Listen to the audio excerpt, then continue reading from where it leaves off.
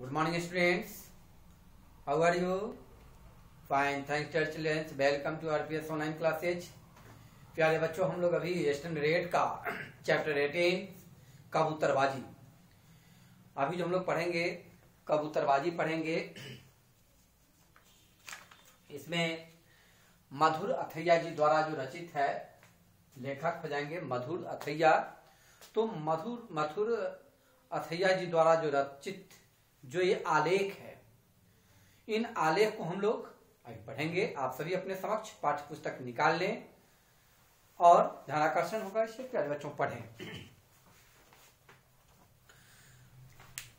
मधुर अथैया जी द्वारा रचित कबूतरबाजी। पाठ का नाम कबूतरबाजी। लेखक मधुर अथैया जी। कबूतर प्राचीन काल से ही भारतीय समाज एवं संस्कृति का अंग रहा है। राजा महाराजाओं ने कबूतर को विशेष संरक्षण प्रदान किया। वे इनका प्रयोग दूर दूर तक संदेश पहुंचाने के लिए भी किया करते थे। प्यारे बच्चों, इस पाठ में कबूतर पर विशिष्ट एवं रोचक सामग्री प्रस्तुत की गई है। अब जो पक्षियों को प्राचीन काल से ही भारतीय समाज, हमारा जो भारतीय समाज है, इन समाज में एवं संस्कृति में विशेष स्थान प्राप्त रहा है पक्षियों का। और पुराने समय में पक्षियों को राजा महाराजाओं और नवाब विशेष संरक्षण प्रदान करते थे।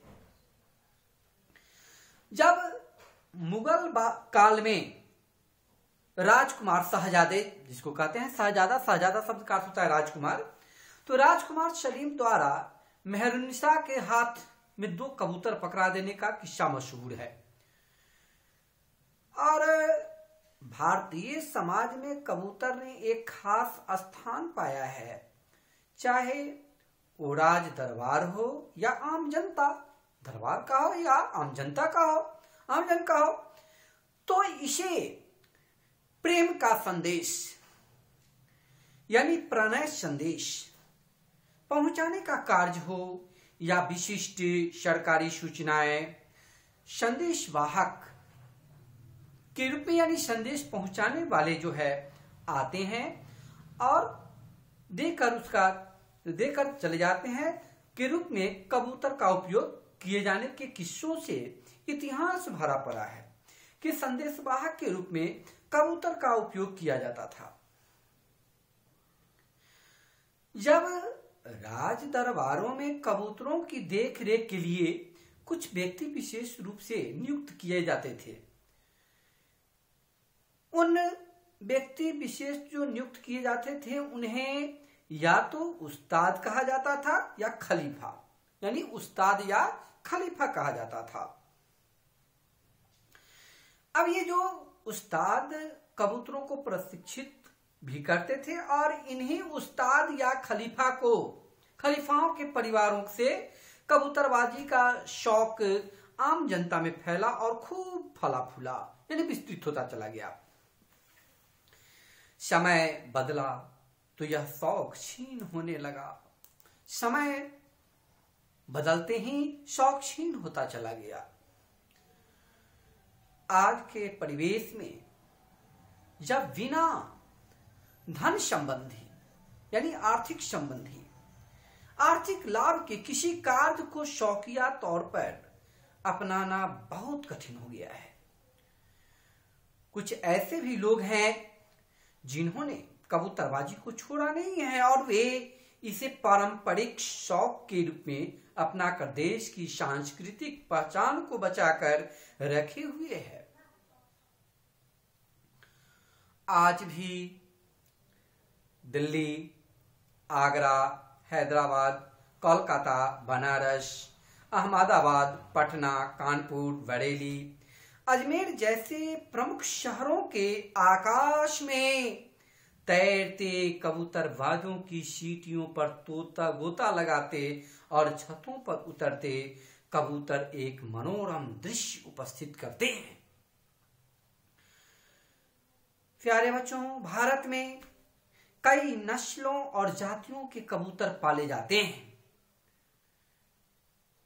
जैसे शिराजी है, खाल, जोगिया, खैरा, भातिया, नकापोश, लोटन, चंदन चुइया, चिराग रोशन, बबरा, मक्सी, पेटिया, लका इत्यादि प्रकार के प्रजाति पाए जाते हैं या नस्लों या जातियों के कबूतर पाए जाते हैं। अब जिनमें से कुछ कबूतर खास पहचान रखते हैं। कबूतर जो होते हैं, नस्ल के जो होते हैं, उसमें से कुछ ऐसे कबूतर होते हैं जो अपना खास पहचान रखते हैं। जैसे लक्का की पूंछ मोर की तरह छतरीनुमा होती है, इसलिए इसे कबूतरों का मोर कहा जाता है, यानी लक्का को कबूतरों का मोर कहा जाता है। अब जो नकापोश शर्मीले स्वभाव का होता है, नकापोश कैसा होता है? तो शर्मीले स्वभाव का होता है। अब इन्हें जब भी लेते हैं तो शर्मीले स्वभाव का होता है, तो चंदन चुइया जोड़े में रहने के लिए मशहूर है। अरे बच्चों, हम लोग चलेंगे कुछ शब्दार्थ की ओर। शब्दार्थ लिखेंगे। जैसे शब्दार्थ आप सभी अपने पाठ्य पुस्तिका में सुंदर स्वर्ण अक्षरों में लिखें। शब्दार्थ: शहजादा, शहजादा। शहजादा शब्द का अर्थ होता है प्यारे बच्चों राजकुमार, राजकुमार। ठीक है। नेक्स्ट देंगे प्रणय संदेश, प्रणय संदेश। प्रणय संदेश शब्द का अर्थ होता है प्रेम का संदेश, प्रेम का संदेश। किसका संदेश? तो प्रेम का संदेश। संदेश वाहक, संदेश वाहक।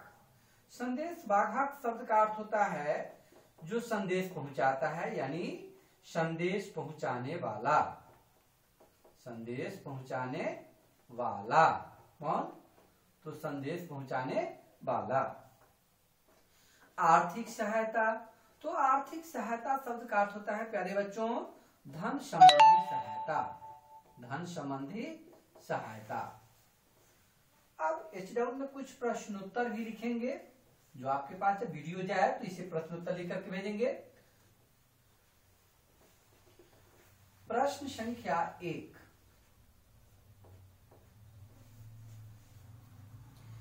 प्राचीन काल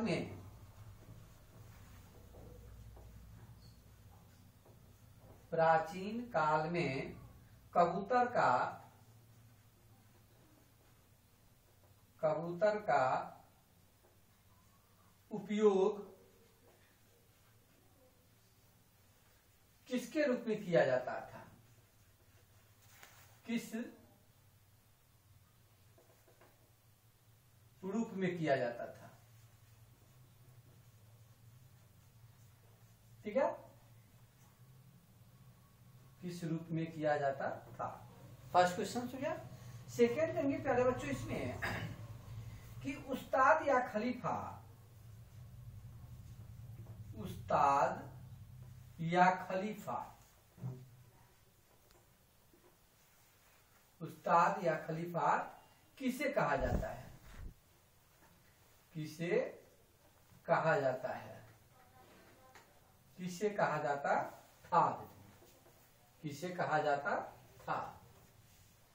थर्ड क्वेश्चन दे देंगे, भारत में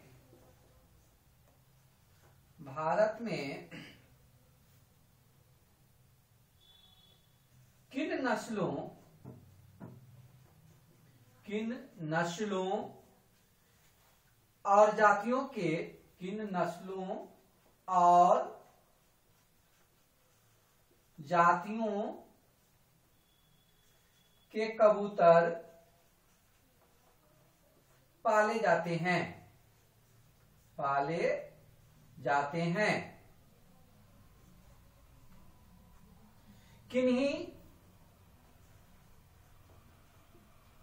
10 का नाम लिखे, किन्हीं 10 का नाम लिखें। ठीक है। क्वेश्चन नंबर 4, मोर की तरह छतरीनुमा, मोर की तरह छतरीनुमा, मोर की तरह छतरीनुमा पूंछ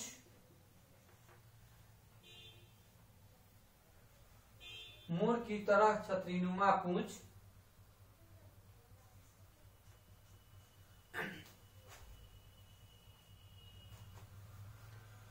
किस कबूतर की होती है, कबूतर की होती है। ठीक है। क्वेश्चन नंबर 5 दे देंगे प्यारे बच्चों,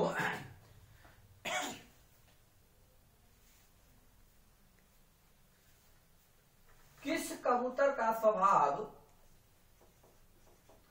किस कबूतर का स्वभाव शर्मिला होता है।